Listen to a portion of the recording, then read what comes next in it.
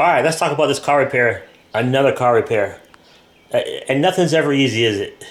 All right, so I had taken an order from Spark to go to the next city over, which is where my sister lives, and I had a bunch of boxes. She's moving.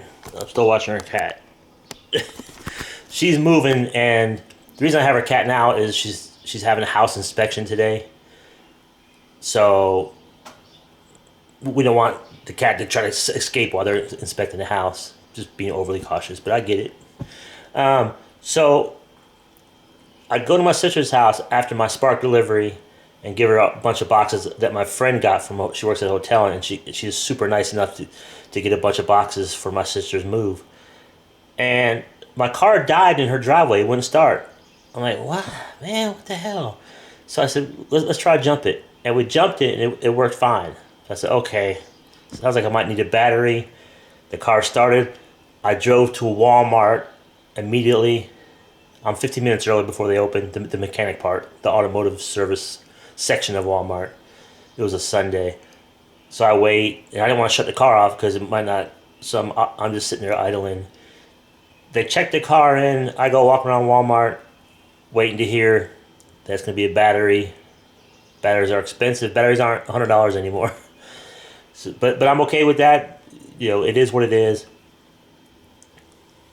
I go back to the guy says, your battery comes back fine, your alternator comes back fine, your starter comes back fine. I don't get it. And your car's starting. Because he turned it off and started it 3-4 times. Oh, well, that's weird. All right. Well, thank you. You know, no charge. So I drive from the mechanic shop around to the front of Walmart because as soon as I picked my car up from the mechanic part, I turned on Spark and got a really good order. It was Mother's Day. It was like $31 for 4 miles. I had to shop for a few items. Like, yeah, pull around to the Walmart part to go inside to shop for these 4 items. I'm like, heck yeah. But I shut my car off to go do shopping. But before I went shopping, I turned it back on. I want to make sure it started. And it did not start. I'm like, oh gosh. And I'm on this order. I don't want to throw away the order because it's $31. It's a good order. So I run back to the automotive guy and tell him, man, it didn't start again. He brings his jump box over. We're trying to jump it. It won't start. We're trying 57 times. It won't start. I have to drop the order. Reason, car won't start. It wouldn't jump off. Even though the battery shows fine. I called AAA. I still think it's a battery. Called AAA, and the Walmart guy said it could still be the battery, even though it tested fine, because I was idling it so long, waiting for the shop to open. Maybe that charged the battery over and it gave it a false positive or whatever. I'm not a mechanic. AAA comes. To be quite honest, the AAA guy was freaking terrible. He was such a jackass. Okay, he was just rude, and he reeked of marijuana, which I'm not against marijuana, I don't care, but he was just a jackass. You notice people nowadays are getting in, nobody's friendly anymore. I know everybody's stressed, and including me, money and the economy, and things are bad. I get it, but man, this guy was just a jackass. This is the first time ever, because I always tip AAA guys. I always give them $5-10, and I had $10 in my pocket for him. And I'm like, nope, this guy was such a jackass. I didn't tip him, and I was uncomfortable with it, But I'm thinking this guy was such a jackass. And I'll tell you, he was a jackass. Anyway, I'm going to try to make this video short. So then he has to go back to his shop, get a battery. And he even tested a battery. The battery shows good. But he says, it's not 100% battery. And the battery's only a year and 2 months old. It's a 2025 battery. And his even showed it's fine, but he says, well, let's try the battery. Battery's $224 for AAA to do it. I'm like, man, let's just do it. And he runs and gets it, put it in. The car does nothing at all. So he thinks it's something else, but he wants me to keep the battery. I'm like, well, I don't want the battery because it's not the battery, and my battery's a year and 2 months old. And both you guys, Walmart's tester and your tester says my battery's good. I don't want to spend $224 on a battery when my battery's showing good. We tried it. It did nothing. The car still wouldn't start. And we tried to start a bunch of times. So he calls his dispatch that says, I need to get a refund because he charged me $24 for the battery, and I need to get a refund. And I hear her on the phone. She says he'll have to call the office tomorrow because they're closed Sunday. I understand. So while he's on the phone, I said, "Oh yeah, could you get a tow truck? Because now I have to have it towed because the car's not starting. I want it towed to the mechanic shop, which is a half mile down the road, right next to O'Reilly's, coincidentally." He goes, "I'm not obligated to get you a tow truck driver. You have to call AAA again."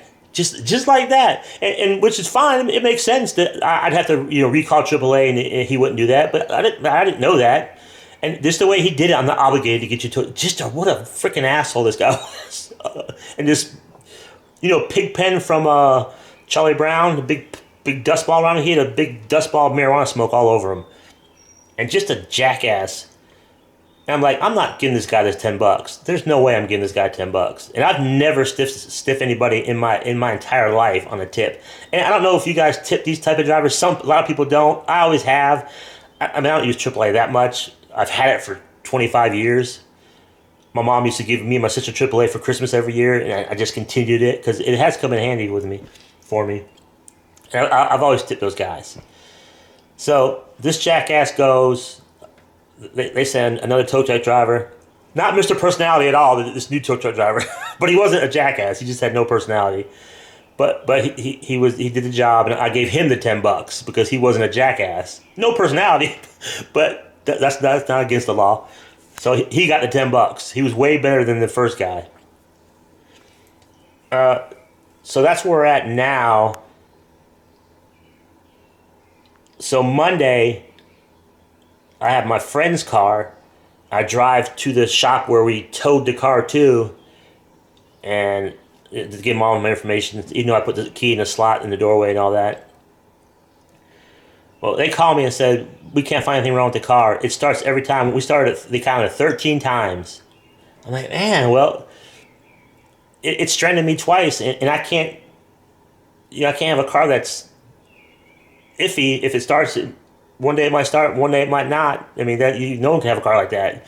He said, I believe you. He said, we can't find anything wrong. He said, the only thing I can think of is it could be you have to take it to the Chevy dealer, have a Trailblazer, and it's something to do with the key, the chip in the key and chip in the ignition.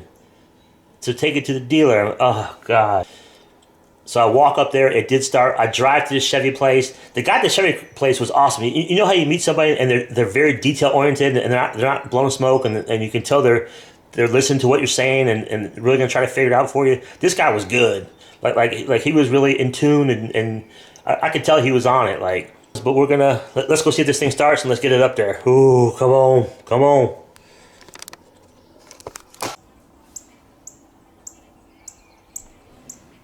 Let's try to start this thing. Please start. Yes, okay. That's one stress gone. Now I gotta drive it to the shop. And hopefully this is gonna fix the issue. I was just worried all night this thing would not start. Because I don't want to have this thing towed. That's a whole ordeal. I do have AAA, but still. All right, let's go bring this to the shop. Again.